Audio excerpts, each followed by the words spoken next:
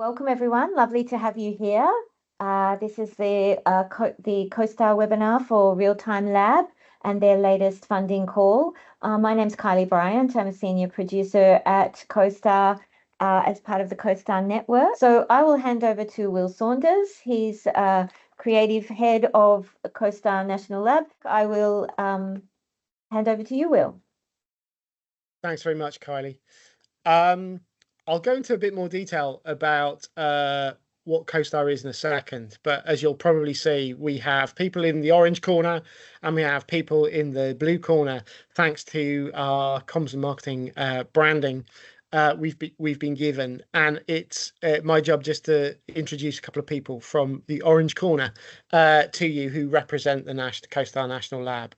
So as well as myself, the creative head, we run the access program and piloting or prototyping, and there's the joint heads of innovation for the CoSTAR National Lab. So if I could ask Becky and Miles to introduce themselves, that'd be great.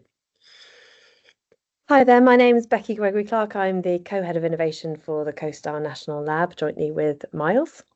And hello there, I'm Miles, co-head of innovation with Becky. Good to meet you. Okay, thank you very much. So between us, we sit over the CoSTAR National Lab's piloting and prototyping capability. So as promised, I'm going to give you a tiny bit of background. And apologies if this is something you have heard previously, but up until now, there hasn't been a huge amount out there about the work that CoSTAR's been doing. So you're here because you signed up to this particular funding call, which is a partnership between the National Lab and the Realtime Lab, and we'll get Gregor and the Realtime Lab to explain a lot more about what they've got planned very shortly. But in order to... Now, this is exciting. It's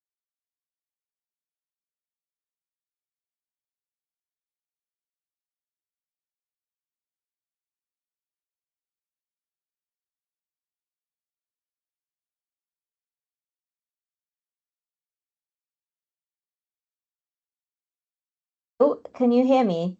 Yeah, hold on. It's the... If you... There we go. Okay. So the CoSTAR network and the CoSTAR itself is the largest UKRI creative industries R&D grant to date. CoSTAR is a network of different labs dedicated to accelerating new and emerging technologies. As I said before, we represent the National Lab. We are going to be based at Pinewood in Buckinghamshire. Our studio is currently under construction and will be ready in early 2026. There are a number of other labs across the UK. You're going to hear from the Realtime Lab very shortly. Their facilities are in Dundee, and it's a partnership with University of Abertay. Screen Lab are based in Belfast. They're part of Studio Ulster, which is Europe's largest virtual production facility to date. We also have a live lab in Wakefield on Production Park, which is a partnership with the University of York, which is dedicated to the touring industry. And there's a Foresight Lab, which is dedicated to insight and research in London at Goldsmiths. Between us, we all represent the CoSTAR network. Each lab has a particular specialism. As I said, you'll hear more about Realtime's expertise and areas of interest very shortly. You're here because part of CoSTAR's capability includes the launch of access programs, which is where industry can engage and apply for funding as part of what we do. As I said previously, the important difference between CoSTAR and other forms of creative industries R&D finance is this is an infrastructure grant, and we exist to help test the infrastructure we're making available, and the money we make available exists specifically to test that infrastructure. We do run a partner program called Enterprise and Commercialization. One of our producers on that program is here today. If you do want to know more about that, just contact us and we can let you know a whole lot more. They've already got funding programs available, and they'll have many more to come in the coming months. of enterprise and commercialization supports the formation and growth of highly capable creative technology firms. What prototypes and pilots does is it supports innovation in new creative technologies and creative content. So those are the two access points that we make available for companies when they want to apply to CoSTAR. The purpose of the prototypes and pilots program, in terms of the fund itself, we're making about 3.66 million available across the duration of the grant. As I said, the aim is to kind of encourage R&D activity and investment from the creative sector, and it's designed to promote collaboration between industry and academia. It exists to ensure that firms can access equipment and technologies that hopefully haven't been available previously, and that's the whole kind of USP of CoSTAR when it comes to the technical facilities and the research expertise that's on offer. And the program is open to companies who are registered in the UK who can support ambitious growth. Again, it's an important differentiator. Sole traders are not able to apply to this access program as a lead applicant. You must be a company registered in the UK in order to be the lead applicant on one of our programs. The key thing is the infrastructure we're making available, and Realtime will go into that in specific detail around the kinds of facilities they will have. But as you would imagine, with an infrastructure grant, the sorts of expectations in terms of what we can make available are quite considerable. Each lab has differences, but these are the sorts of things you'd expect us to be able to make available to companies who apply. I'm going to just stop there. If you have any questions about the principles of the Access program, please do ask now. If you don't have any specific questions, I'm going to hand over to Gregor, who will go into a bit more detail about the specifics of the real-time lab infrastructure and what they're looking for within this call. I can't see any questions, Kylie. So let's continue. Sorry, nothing at the moment. Yep. Okay. So Gregor, over to you. Sorry. Are there any funding options for university wanting to set up a VP studio and already exploring emerging media technologies? I ask, as based in Lincoln, we are currently exploring developing a VP studio due to identifying a need in the area, however short of funding opportunities. I come back to the information I put in the first slide about who can apply. At the moment, people who can apply, the lead applicant has to be a UK-based company. I'm not aware of funding that currently exists for universities in order to set up the sorts of facilities you outline. I would suggest that's potentially a separate grant outside of CoSTAR. Gregor just would have more expertise. Are you aware of anything that particular question might want to look at? I'm not sure about funding for infrastructure investment, but certainly we're speaking to a couple of universities nearby that are interested in doing collaborative projects with us. So we will go and seek out additional funding to enable that to happen. So that's I think that's something that any of the network labs would be interesting to hear about. I suggest, Stephen, we pick this one up with you at the end if you'd like to know more. But as things stand, I'm going to hand over to Gregor, and you will go into detail on Real-Time Lab then. Yes, thanks, Will. Thanks for that. And thanks everyone for coming along to hear a bit more about the virtual toolbox. I shall do my bit for the blue corner first then, and introduce my colleagues here who are all part of the team. I'll just go around the folks that are here and just check and see if anyone else has arrived lately. No. Finn, do you want to kick us off? Yeah, sure. So my name is Finn Pearston. I'm a co-I on the Real-Time Lab for CoSTAR, also a member of the team at Abertay University on the programme of Computer Arts, mainly dealing with 3D environments. Thanks. Erin? Hi, I'm Erin Hughes. I'm one of the capability leads in real time. I'm also a co-I in the Real-Time Lab. My focus is computer games technology and specifically graphics programming and graphics hardware. Thank you. Matt? My name is Matt Bett. I'm part of the team at Aberdeen University. I'm a co-I on the National Lab and the Network Lab. I'm head of studios at the Real-Time Lab here and really responsible for all things technical and hardware related to do with virtual production. Excellent. And I guess Phil's not made it along. Okay, so we're all here. I'll talk through the project a little bit just to get this started, and we're all here to be able to answer any questions you might have on the project. Is that Phil just arriving? Hi, Phil. You're just in time to do your introduction. Apologies there, they wouldn't let me connect for some reason. Sorry, I'm Phil Vaughan. I'm a co-investigator and also head of partnerships at the CoSTAR Realtime Lab.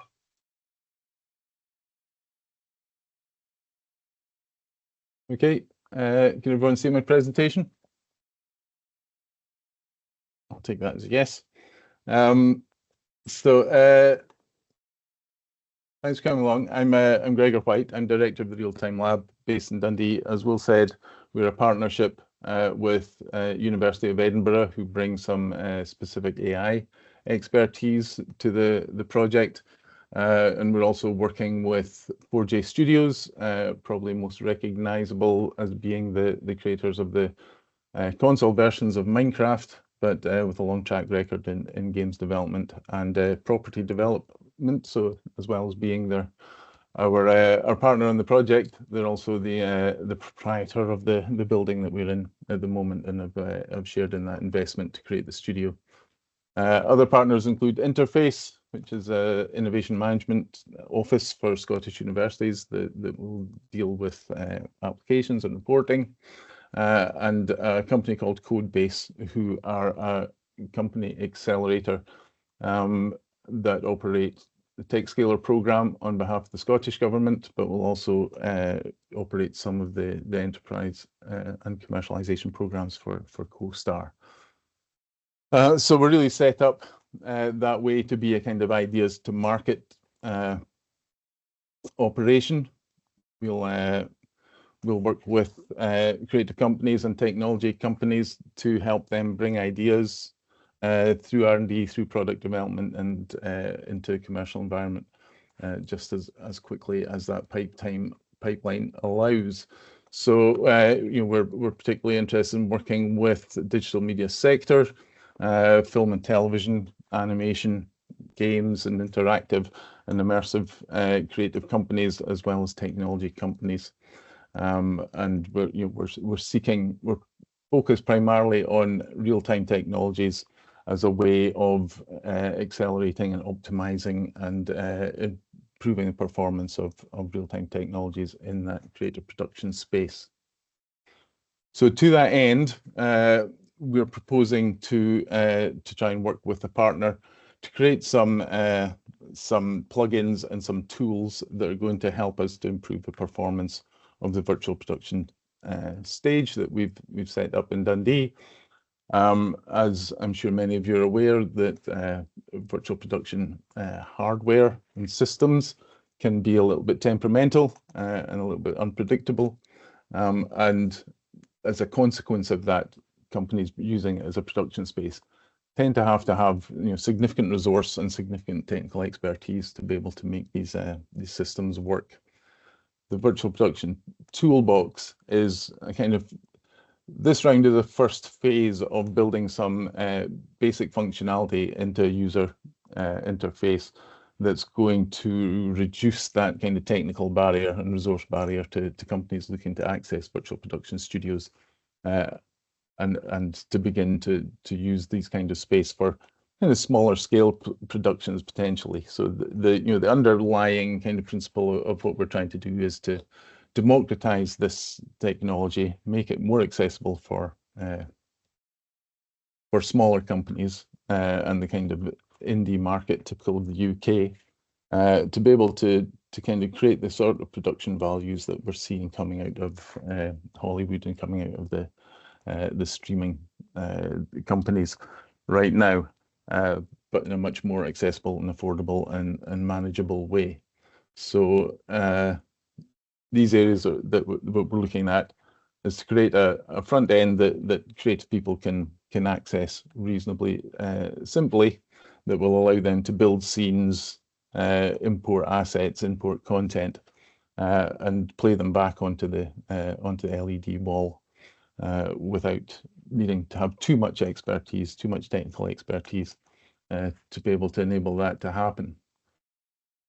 In terms of the Real-Time Lab investment into the project, we'll be dedicating time from all the people that you've just met there in relation to their expertise, and offering some R&D support from some of our R&D fellows and our studio engineers. So you can see Hao Cheng, Emily, and Amit here. So they have specific expertise in virtual production, 3D visual effects, and the hardware and software systems themselves.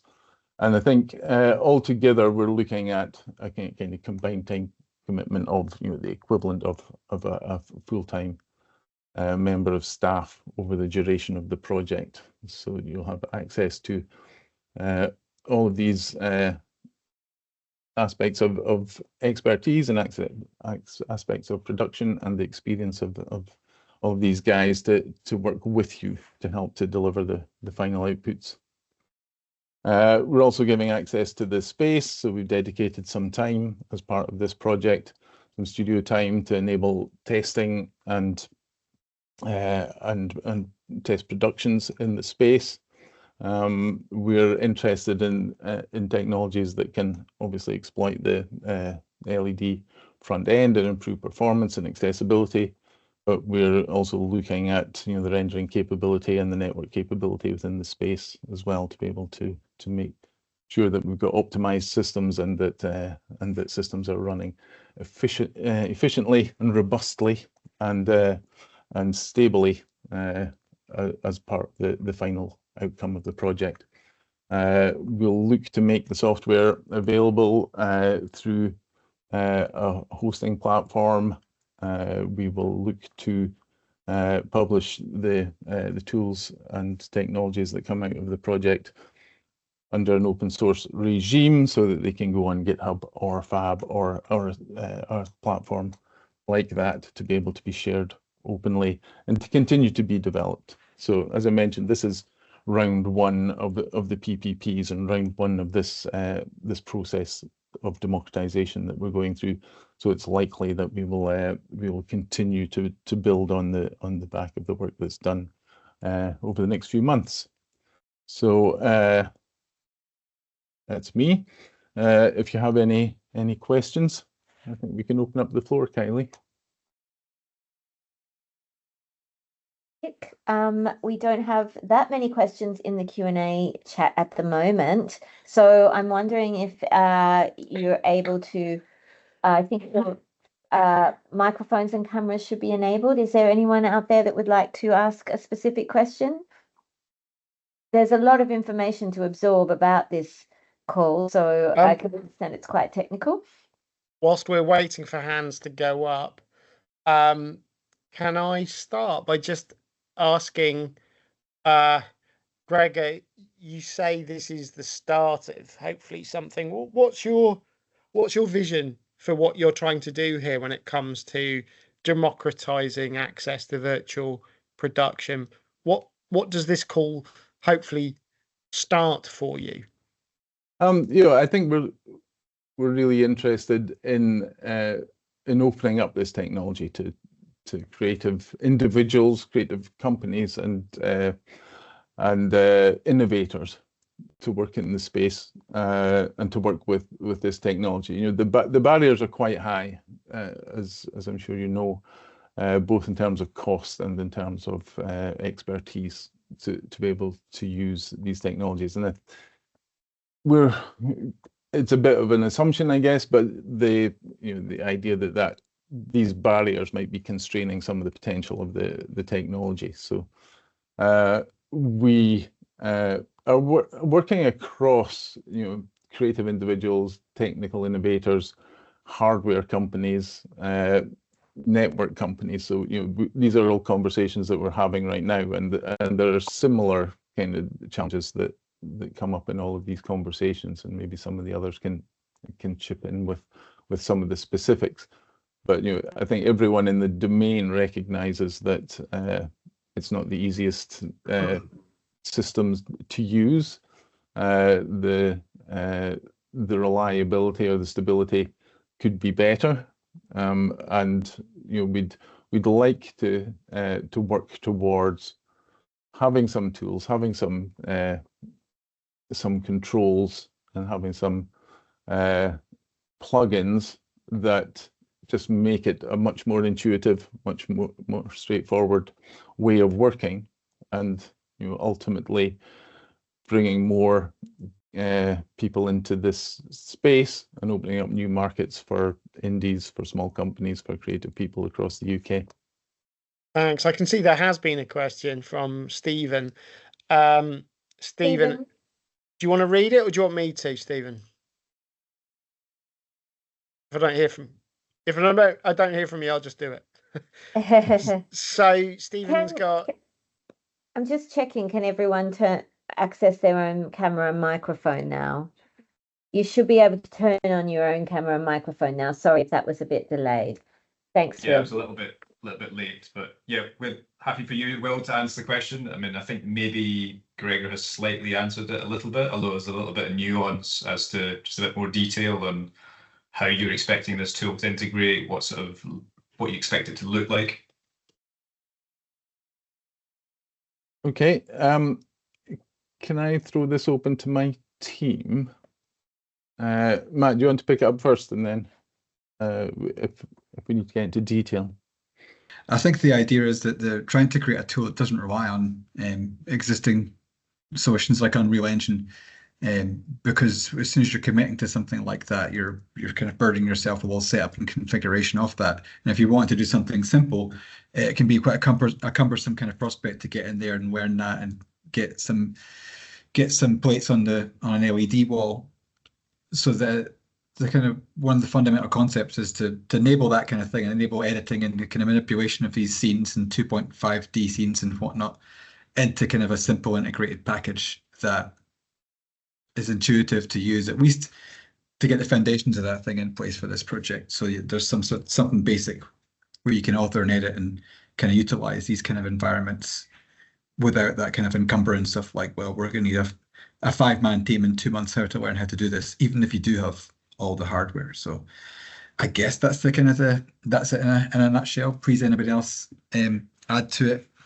Yeah, Matt, it's something we've identified on various shoots that we've done over the last couple of years. We've been testing this for probably about 2.5, 3 years now, and the bottleneck on the set is actually that kind of film crew and the technical team, and that kind of in-between part where the interface of Unreal can be quite kind of difficult to manage if you've got a time constraint on a shoot. So we're looking for, again, a part of this is a user interface issue here, so to keep it as simple as possible for someone who maybe doesn't have a technical background to see something quite visual and fairly instant, rather than have to go through lots of drop-down menus and lots of kind of hidden interfaces, which a lot of us are quite used to. But I think what we found is that when you have a director of photography in, or even some of the other crew members and even the actors as well, we're looking for something that actually can give something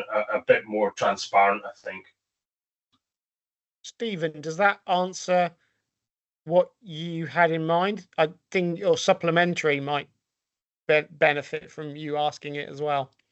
Yeah, so I think that I get the sort of impetus or the sort of motivation behind having this tool. I guess where my question is coming from is trying to figure out how much of this project will be, how much integration work we will do. So I understand that building a front end to make something that's visual and easy to use and intuitive is one part, but ultimately you've got a virtual production stage that is driven by an existing set of systems, and so I'm trying to gauge what the integration point might be and how much work might be there. I think in the call you mentioned having a format that is sort of standardized that you can push between. So I'm sort of imagining in my head, you're going to have this tool, but it is going to need to integrate with an existing LED pipeline, which is, unless you're not planning to do it, would be Unreal. So there is going to be some Unreal integration required for this, question mark? Yeah, I can speak to that. So I think that the underlying kind of render engine can be agnostic, and that will be dependent on who's applying and what you're looking to build. So it might be something that's built natively graphically, but obviously that's going to be a lot more overhead. If you are thinking about using, you know, something that's already existing, say Unreal or another graphics, the idea would be that whether or not it's using the remote control web interface, is that kind of what you're thinking about with Unreal, where you kind of have a remote web front end? But the idea would be that if we are using something like Unreal, that is kind of behind a facade, so that way if a different render engine at some point was changed out, for the users and the user interface is supposed to be simplicity, that they're not really seeing that as Unreal, if that makes sense. Stephen, does that cover off what you had hoped? I think so, yeah. It sort of explains. I guess it opens up a little bit. I'd assumed that it would always need to integrate into an Unreal back engine, but what it sounds like you're saying is it needs to be agnostic, which potentially opens up a little bit more of the sort of space that this tool needs to account for. But yeah, that's helpful. Thank you. Thanks very much. I think it's worth noting, sorry, if I can jump in, Will, that you know, we're looking for an R&D partner here. You know, so we don't know what the solution is necessarily, or we don't know what the best solution is, and you know, so we're not commissioning a piece of work. We're looking for a partner to come and work with us to work through these together, and you know, we're investing that resource into the space to help us all get to the solution that's going to work. Sorry, thank you. Rich Hall has a question. Rich, are you happy to ask this, or do you want me to? Yeah, I'm happy to. I think Philip sort of touched on the answer to it potentially, but yeah, I was just wondering whether you have access of a pool of indie studio folks, your sort of target audience, who could form a user experience group sort of during the project to just kind of really hone that user interface design, because there's quite a few different directions it could go in. Yeah, I could pick up on that. I think, you know, just based on the last couple of years, what we did with our smaller studio, we had a test studio in Aberdeen for about a couple of years, and we kind of opened the doors up to work with small independent filmmakers and other practitioners as well, not just filmmakers, to come in and use the facility. And what we tried to do is capture that kind of interaction as best we could on a job, and usually quite short jobs as well, like a day, 2 day shoot sort of thing. And some of it worked really, really well, and some of it, when it came to that interface point, it didn't work so well. So what we've done initially is just work with kind of mostly local, and when I say local, I suppose it's Scottish-based companies so far, but we're definitely happy to open it out a lot further with this call, and really build upon the experience that people have had, and actually get some indies in to work with us, you know, as we're testing this as well. It would be really, really useful. So we have some kind of stock, and we could get people to kind of test it, you know, on little short productions. So the answer is yes, we do, but we'd like to expand that pool of indie studio and practitioners, and maybe even looking at other uses rather than just pure filming or, you know, entertainment outputs at the same time would be quite useful as well. How else can it be? How else can the technology be applied? Does that answer your question, Rich? Yeah, that's great. Thanks. Okay. I've just noticed there's something from Gaspard that's come over from the chat to the Q&A. Gaspard, are you happy to ask your question?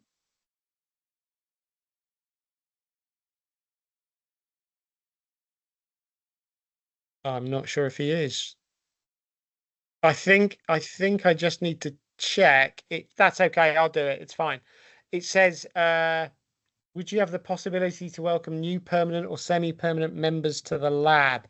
I'm not sure if that's a query around partnerships or something else. But Gregor, are you happy to field that?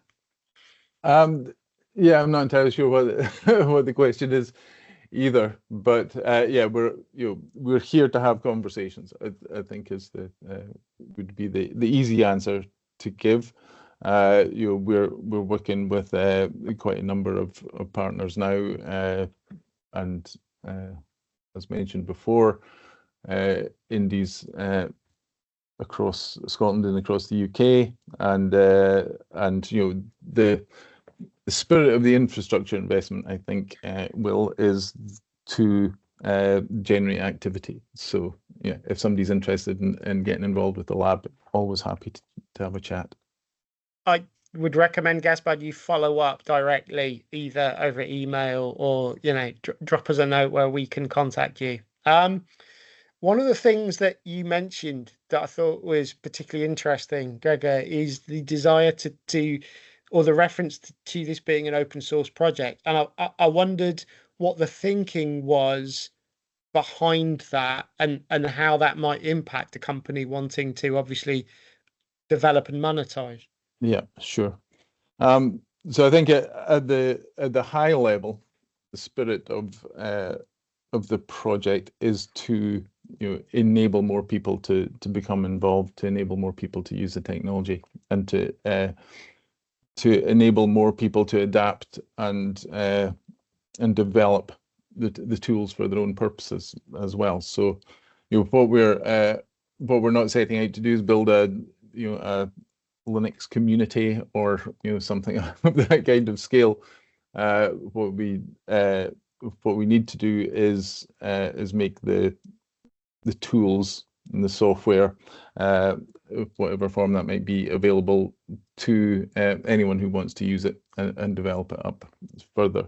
So as I mentioned, we'll look at something like GitHub as a platform. We will publish software under an open source license so that everyone can access it and use it and share it. And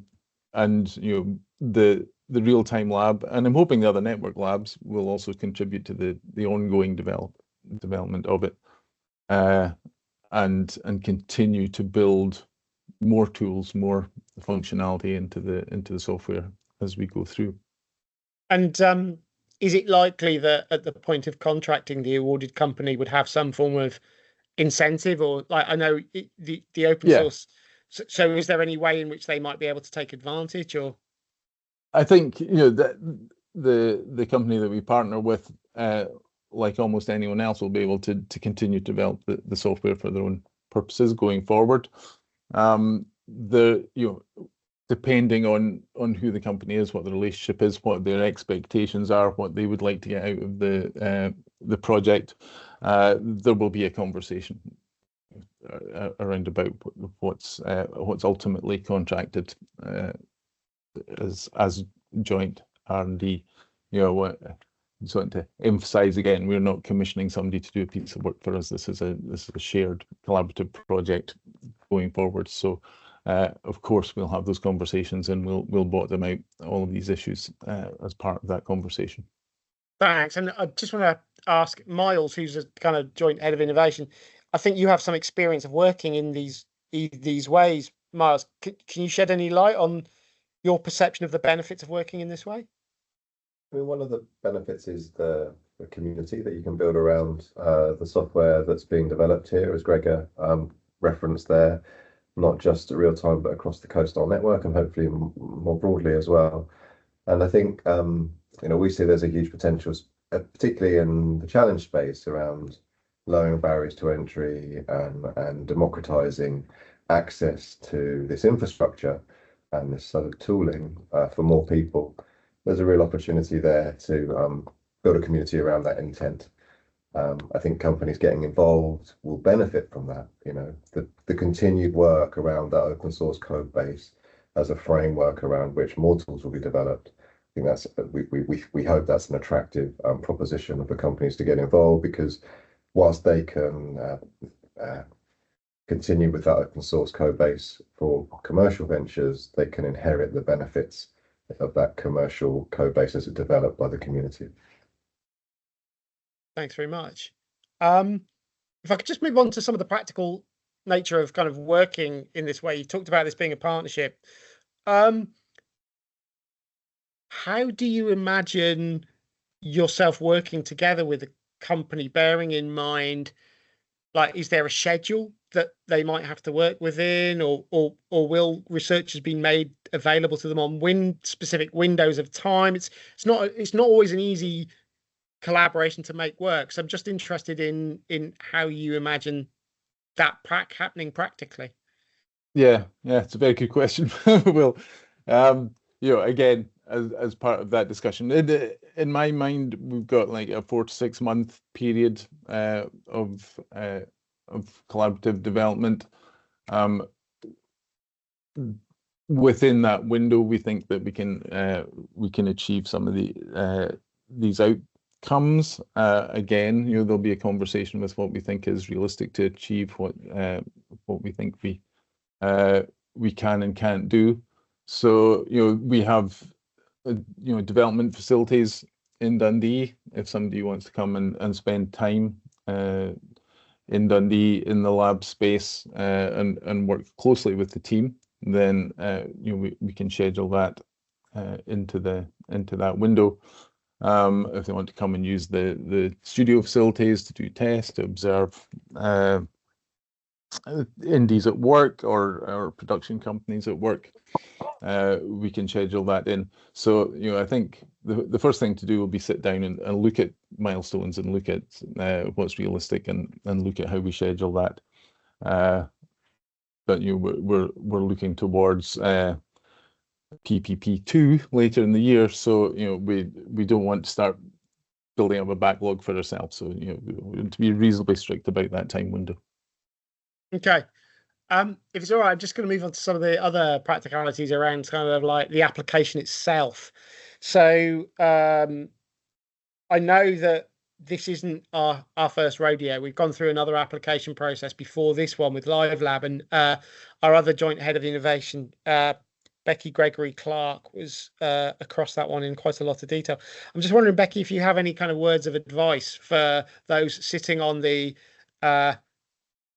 application call, deciding if they're going to apply when it comes to just making a really convincing application. Yes, well, I mean, just to cover off the application process. So you will apply via our online platform that we use, Submittable. If you do have any accessibility requirements or alternative arrangements, please do speak to us about that, because we can support those other needs if you have those.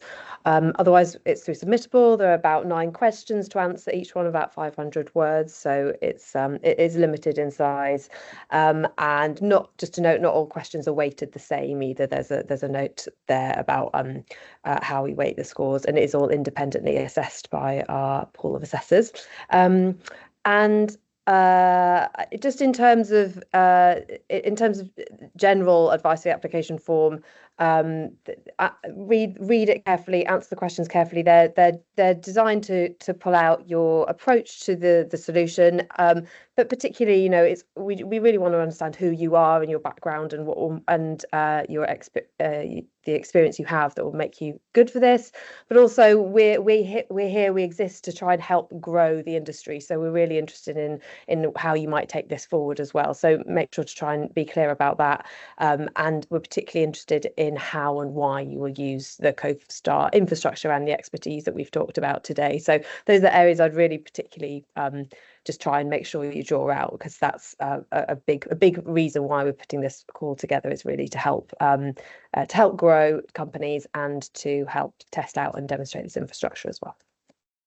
Thanks very much. I think if you look at some of those application questions, you will notice a similarity if you've applied for Innovate UK funding in the way the questions are framed. But I would argue the quintessential difference is we need you to articulate how you will use the infrastructure and how you will make best use of the research team. In answering those questions, Gregor, can I just check, are you open to people contacting you in advance before? Because obviously I think getting this right, it's not an exam question, right? You can talk to your team. You can go, I'm thinking about X, Y, and Z. I presume it's a dialogue, right? You're open to people talking to you about their desire to apply.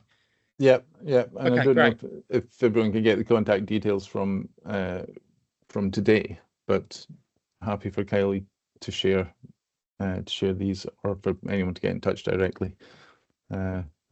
We have an email address. Yep. We'll post in the chat that is specific to this. That's a generic one in Okay. terms of please. And I think Kylie will post it in a second. But just drop notes.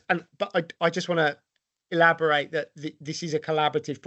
It's not apply blind and talk to us, right? If you have questions about wanting to apply, and just talk to us, and we'll do all we can to help. Yep. Absolutely. Okay.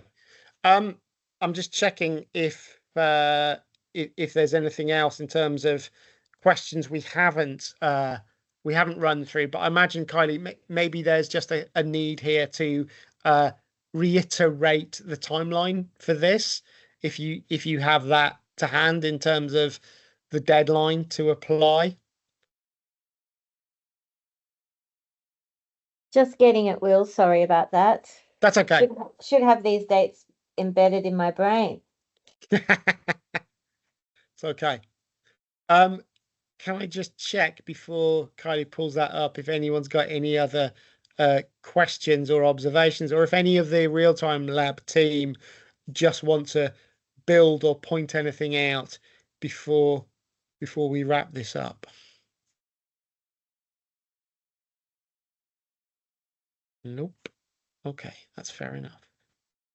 So the call is closing in 15 days, so there's still a couple of weeks to get your applications in. I did put in the chat also that people can start an application and save it at any point, and also that you can collaboratively do an application, so several of your team can log in and be answering different parts of the application. If there's a more technical or operational question, you can do a collaborative submission, which is helpful. If you have any technical difficulties with our application platform, just send us an email. We resolve them very quickly. If you accidentally submit and you want to open it before the deadline, we can manage that for you. We've haven't had too many issues with it at all. So also, I think we've said this previously in general, but please do apply,